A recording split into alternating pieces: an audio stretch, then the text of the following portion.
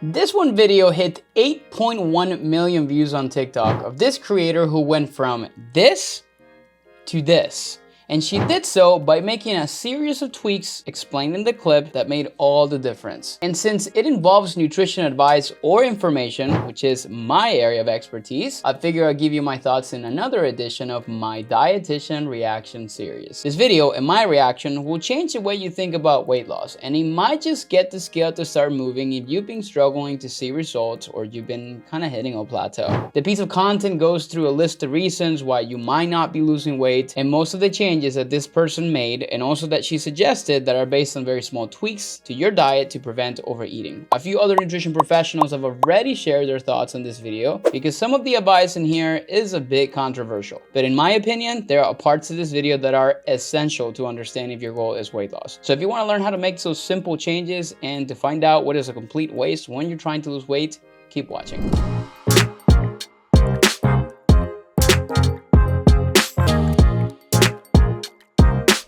Hey everyone, and welcome back to my channel. I'm really excited to bring you another reaction video today. Apparently you guys love those. But in this series, I take viral TikTok videos about nutrition and weight loss, and I tell you what I really think about them based on my latest research and my 12 years of experience as a registered and licensed dietitian. If you want to check out the other videos in this reaction series, you can find all of them linked in the description box. Now, before we get into today's video, let me give you a quick intro if you're new here. My name is Andres. I'm a registered dietitian, and I work with busy parents and professionals to help them improve their nutrition and lose weight in the process. The reason I make these reaction videos is that there is so much nutrition misinformation out there on social media, and really my goal is to help you cut through all the nonsense and the noise in the diet industry and really help you reach your goals with a science-based approach. If you're interested in that, make sure you hit subscribe because I release a new video every single week. Now let's get into today's video. As I mentioned, the viral video I'm reacting to today is all about habits that are stopping you from losing weight, so I'm going to show you the full video, and then we're going to break it down to see whether the advice this creator gives, which now has been seen by over 8 million people, it's actually good advice. So let's play the video and see what she says. Reasons you're not losing weight.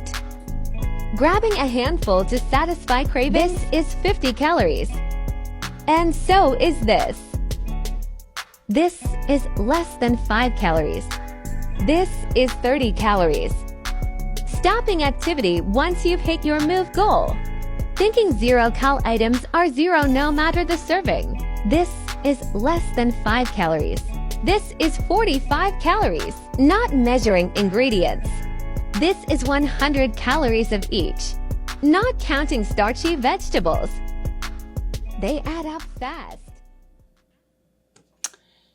So now that you've watched the video, maybe you've noticed you've been doing some of these habits that she mentioned. And in a minute, we'll get into whether these are useful tips that she's actually sharing. But before we do that, I wanted to show you another nutrition professional's reaction to the video. But before I show it, I'll just mention that I'm a huge fan of this creator, Liam. He's also a fellow dietitian, also known as a Plant Slant. And I love the message that he shares on his accounts. But there are some ways I disagree with him here. So watch this, and then I'm going to explain exactly why I disagree with him. So I don't know who needs to hear this, but the reason you can't lose weight probably isn't because of starchy vegetables or cooking spray or zero-calorie sweetener. Listen, I'm not trying to dog on this creator. I think she is trying to help, but if you go to the comments, they're all pointing out that this is kind of how an ED can start, if you know what I'm saying. Because do cooking spray and zero-calorie sweetener technically actually have calories despite what the label says? Yes. But personally, if I try tracking all that, I'd probably end up gaining weight, because I'd get so frustrated I'd binge on anything I could find. So my advice would be to not worry about this type of stuff. Instead, focus on the major things. Try and get fiber and protein at every meal, get a little bit more activity. If you take 6,000 steps a day now, try and take 8. And get enough sleep. That's when people leave out too much.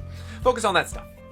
Keep it. Okay, now let's chat. I want to start by saying that you will never catch me measuring out my oil spray or counting it or my 0-calorie sweetener. I prefer stevia or monk fruit extract. The likelihood of that either of those being the reason you can't lose weight, it's probably pretty low. I mean, don't eat a cup of 0-calorie sweetener in one sitting. you know, and don't drench your food in oil spray, and I promise you won't have a problem. Now for the other ones, my view is a bit different. Now whether or not you need to be worried about any of these tips for your weight loss depends entirely on your goals. You'll probably notice in the video that this creator is already lean in the before photo that she shows at the beginning. Someone like this woman is aiming to go from what I typically call lean to leanest. And this kind of transformation will require a different set of priorities compared to someone who is at the beginning of a fat loss journey and has a lot of weight to lose. For example, if you have 20 plus pounds to lose, it's pretty unlikely that you need to be concerned about your intake of starchy veggies and the number of calories they're adding to your diet, like Liam mentioned in his response. What I see a lot with people who are trying to lose a large amount of weight is that they focus on details that aren't really real drivers of results. For example, being concerned about the calories in a lower calorie sweetener, when they really aren't getting enough movement. They're eating out a lot, not getting enough vegetables and protein, and have other habits that are making much more significant impact on their weight. Here's another list of things that people worry about when they're not addressing other important factors in their health. Whether it's organic versus non-organic. Well, how about focusing on getting more vegetables, period? Fasting for weight loss. How about you create awareness of your daily calorie intake before you start doing that? The seed oils, really? Do you really think that is the culprit of a weight loss problem? I'm not gonna get too much into details into any of this, and I could go on and on. In short, people who have a lot of weight to lose have bigger fish to fry. They need to sort out the important drivers of results and create consistency around those habits before focusing on the smaller details, whether they have a strong foundation or not. Essentially, you have to learn how to walk before you can run. In this situation, the advice at the end of Liam's video is exactly what I would give, aiming to have higher protein, higher fiber foods at every meal, getting more activity by increasing your daily step count, just be more active,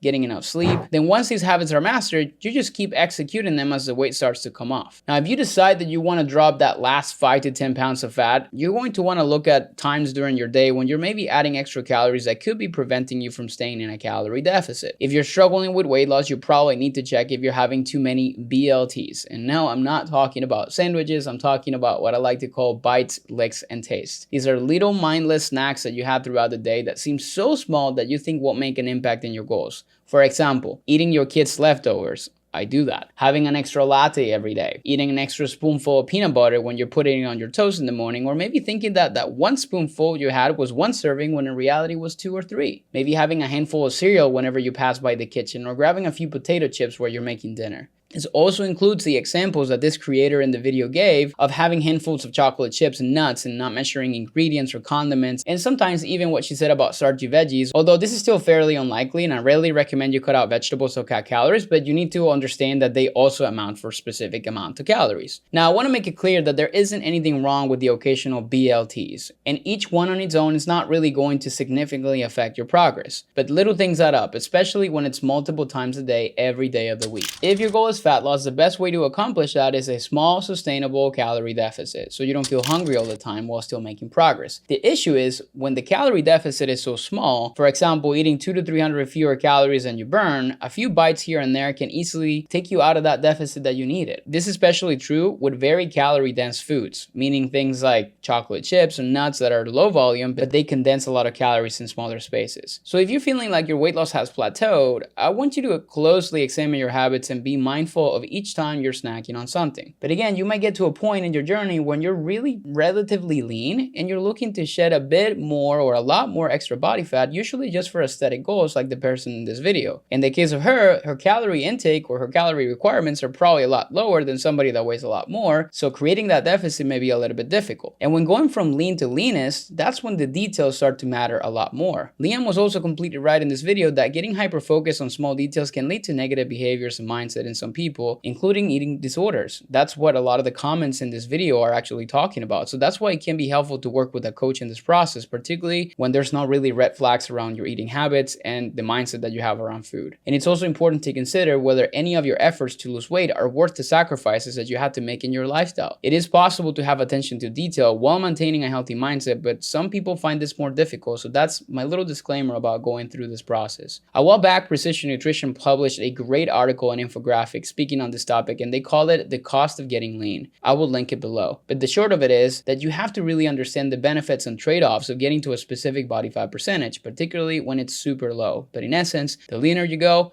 the harder things are and the bigger the sacrifice. Regardless of your goal, awareness is the key to change. And if you're not tracking your food, taking a few days to track can be a really game changer. If you're tracking and you feel stuck, you can maybe take some time to do what I like to call a perfection food audit, which is something we do with some of our clients at some point, where you're extremely detailed with your tracking just for a short period of time, maybe just 3 days. And when you do this, you want to track every single thing that goes into your mouth and become aware of places in your diet where you're maybe unintentionally adding extra calories. And then you can make some changes if you feel like that's necessary. But I want to reiterate that this advice probably won't apply to you if you got a lot of weight to lose and you haven't really nailed the basics yet when it comes down to your healthy habits. So to finish things off today, I want to give a big shout out to Liam for his review of the original video that inspired my video today. And I want to remind you that not every piece of advice that you come across online is catered to you and your unique situation. The creator of the video with all the tips made some really solid points, but there's often context missing from some of these short TikTok clips. They're only 60 to 90 seconds. So keep that in mind as you're scrolling. Thanks a lot for tuning into today's video. I hope this reaction video helped you kind of shift maybe your view when it comes on to weight loss when you're just closer to the end of your journey.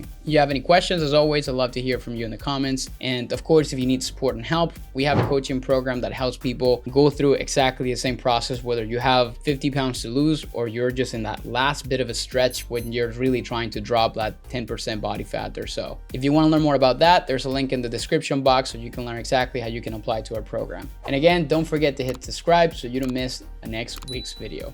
I'll see you soon.